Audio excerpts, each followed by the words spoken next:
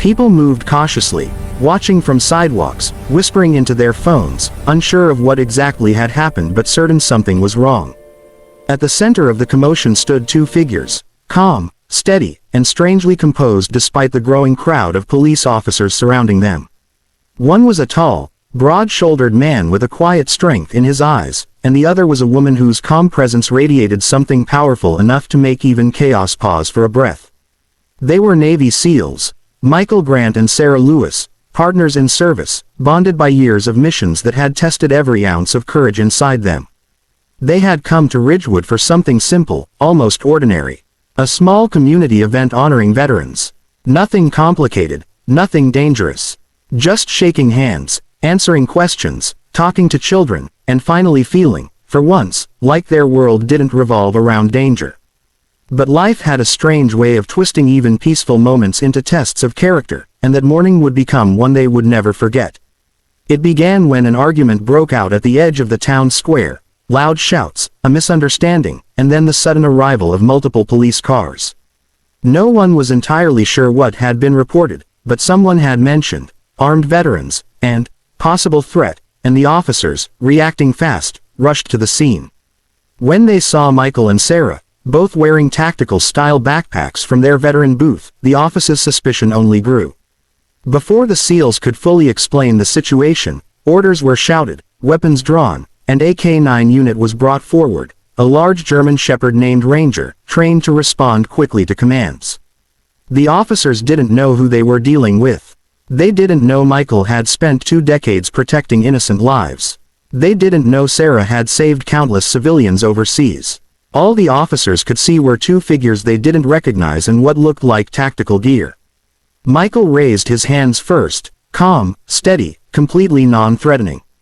Sarah followed, speaking gently, trying to explain, but the officers were already too overwhelmed by the reports they had received. One of them shouted at the K-9 handler to release the dog if the SEALs made a single move.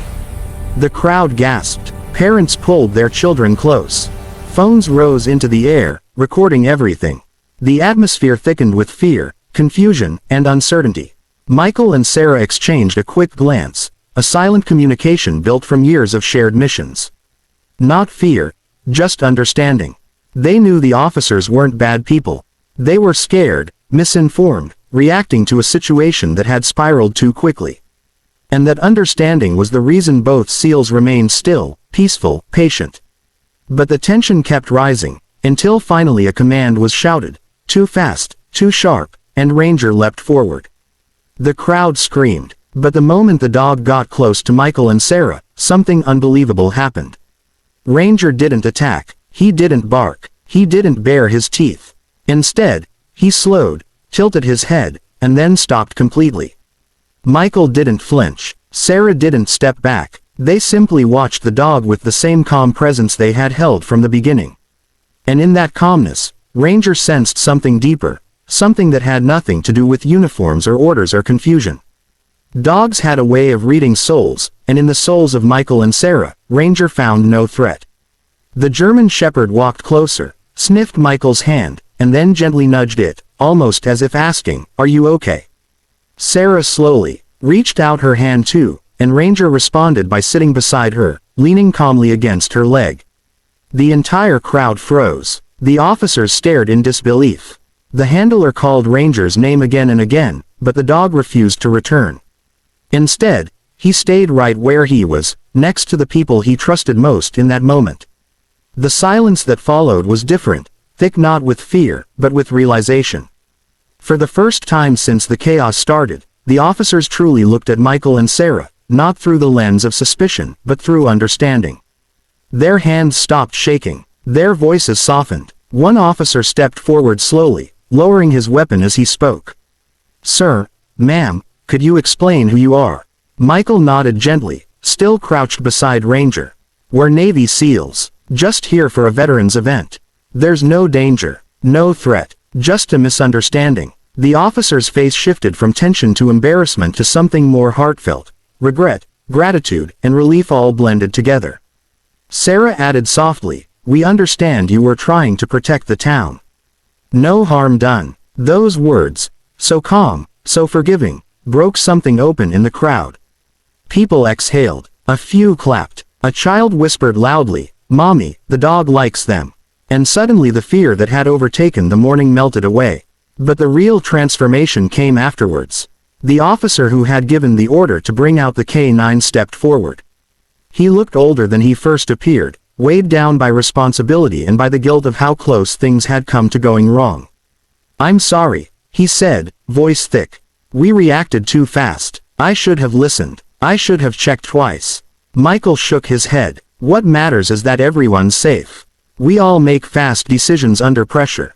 I've made plenty myself." That kindness, no blame, no anger, just understanding, hit the officer harder than any reprimand ever could.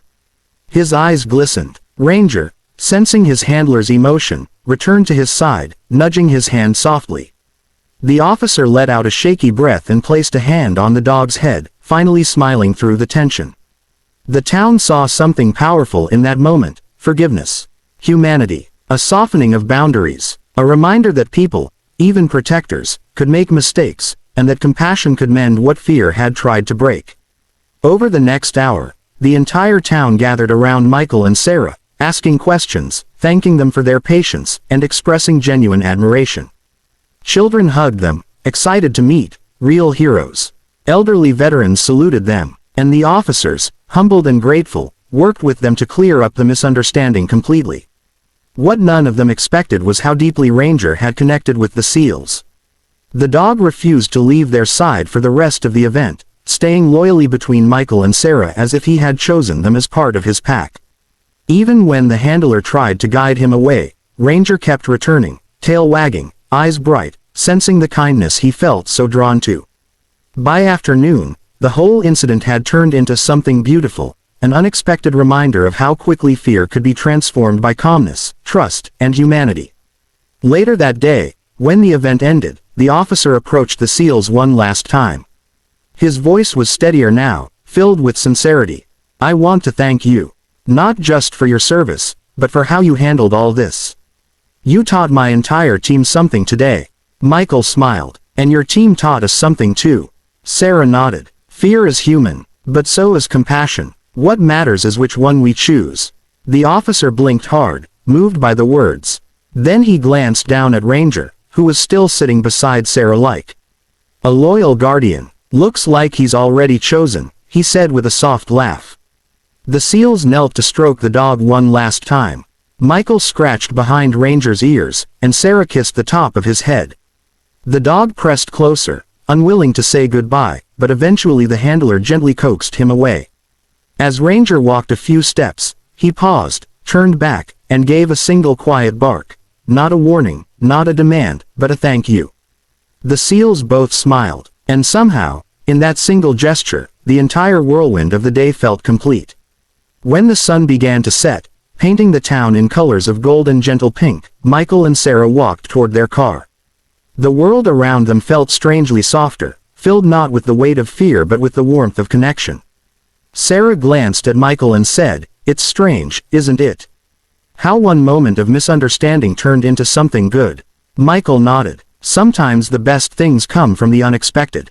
They both looked back at the square, at the officers laughing with townspeople, at children petting Ranger, at people who had once been afraid now feeling safe and united.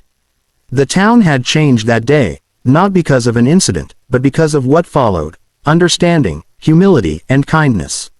And that, perhaps, was the most surprising thing of all. Not that AK-9 refused to attack. Not that two SEALs stayed calm under pressure. But that a community learned the power of compassion. From a misunderstanding that turned into a moment of truth. And a dog who chose peace over fear. And for everyone who witnessed it, the day became a reminder that humanity, kindness, patience, forgiveness, was the greatest strength any of them could ever carry.